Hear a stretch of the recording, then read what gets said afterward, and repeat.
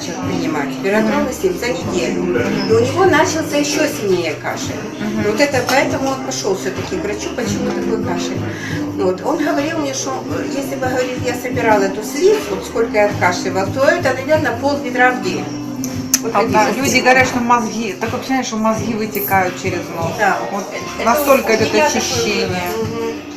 Вот. У меня в Ингушетии женщины две принимали, которые были жуткие головные боли. Они обе говорят, что это такое ощущение, что мы высморкали весь головной мозг через нос. Вот буквально 2 недели подряд шло очищение и абсолютно исчезла головная боль.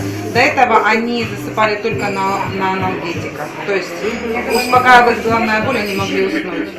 После веротрола вот такое очищение было. И вот, да, и самое интересное, что все-таки ночью, в основном ночью, вот этот кашель сильный, который не дает успокоиться человеку, он, говорит, я целыми ночами ходил, а я, говорит, с ним, я говорю, а как вы принимаетесь вообще? А он говорит, да я все время брызгаю ночью, потому что кашель сильный, я, говорит, брызгаю.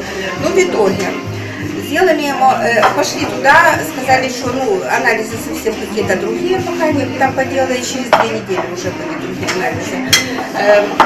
Диагноз врач уже, наша врач, она смотрела за ним. Он пришел через 1,5 месяца к ней.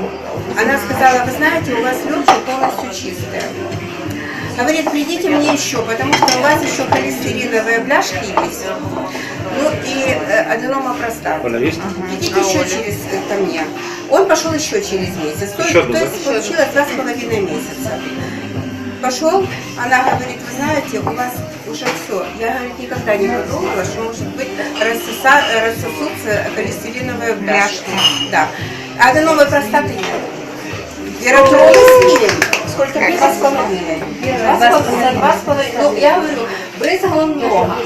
Ну, то есть он не брызгал так вот, как 7 раз, он больше.